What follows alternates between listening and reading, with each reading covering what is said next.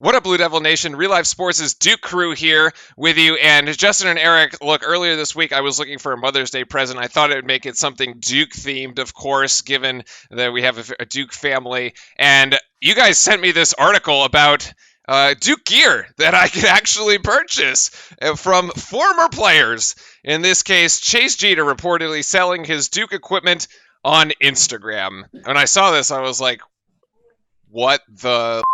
It's definitely odd. You don't typically see this. I mean, we've heard reports of, you see stuff in other sports, other schools, football. There's been some of the big time NFL schools where there's more players on a team and, guys not making it into the NFL.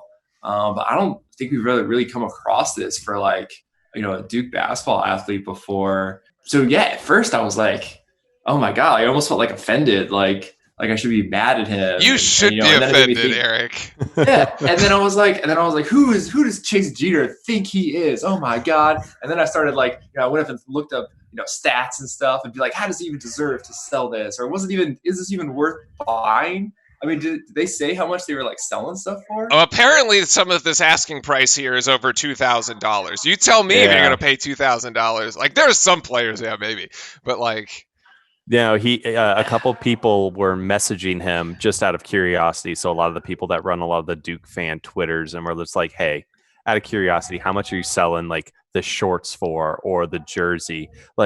He was selling shorts and stuff for $500. Shorts. Yeah. Those don't even have his name on it. So then I was like, all right, Chase Jeter. And I was like, all right, let's remember this guy. And I was like, because I mean, he only played 2 seasons, right? Mm-hmm.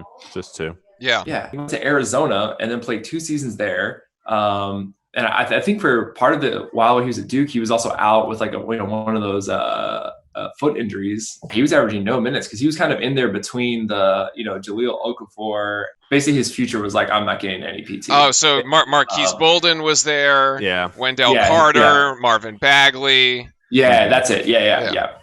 So he was basically caught in between. It was just Jahlil just left and all those guys are coming in. It's wow, I'm not up to that level. So I mean, I remember back in the day, the transfer made sense to me. Mm-hmm. I didn't blame him for transferring. That made sense. Yeah. So you can't blame him for that, but it's I don't know, selling gear. I mean, I don't know. I'm guessing the NBA prospect is not really that big of an option, and also obviously the potential to be start getting paid to play abroad is going to be severely impacted potentially in the short-term future. So I mean, we don't know what his financial situation or family situation is. Maybe he needs it, and then I felt bad about being mad at him. But then I felt re-mad at him for maybe transferred from Duke, and then he burns maybe that potential not burning a red shirt, but you burn the blue shirt, which is the connections to the Duke Brotherhood and networking, where you could get a nice job or something like that after the fact if you don't make it in basketball. So I don't know what to think. Can't imagine they're very happy about this. No, definitely not. No. So I came across this and I had the same initial reaction. I was like, oh, what? This just go figure. Of course, Chase Jeter would do something like this. A guy that, saw the writing on the wall. Unfortunately, over his entire college career, he didn't have the impact that I imagined he wanted to have on either program.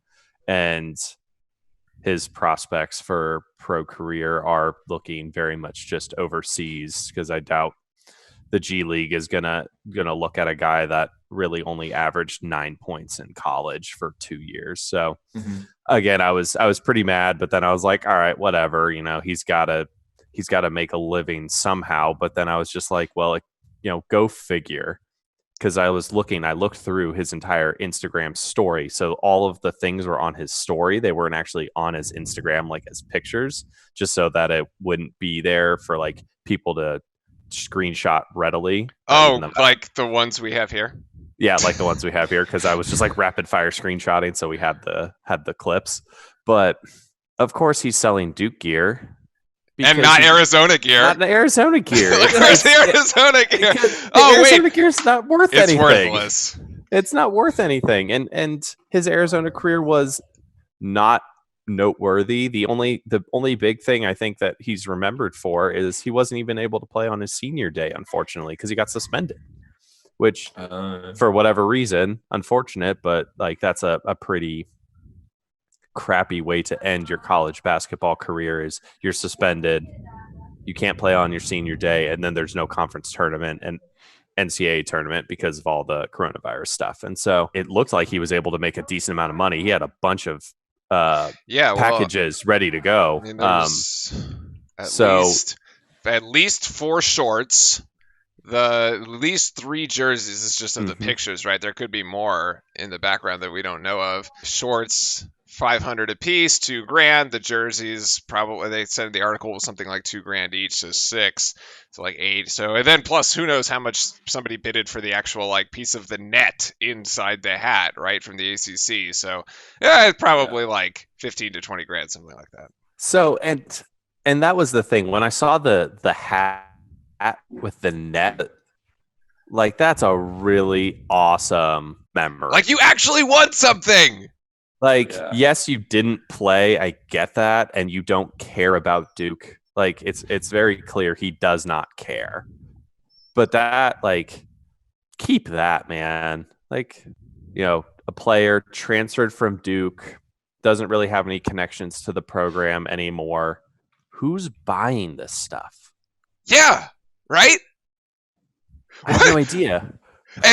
And why? Like, so your Mother's Day point, like, great, you got somebody at Chase Jeter jersey. If it was Zion Williamson, sure, like that makes sense, right?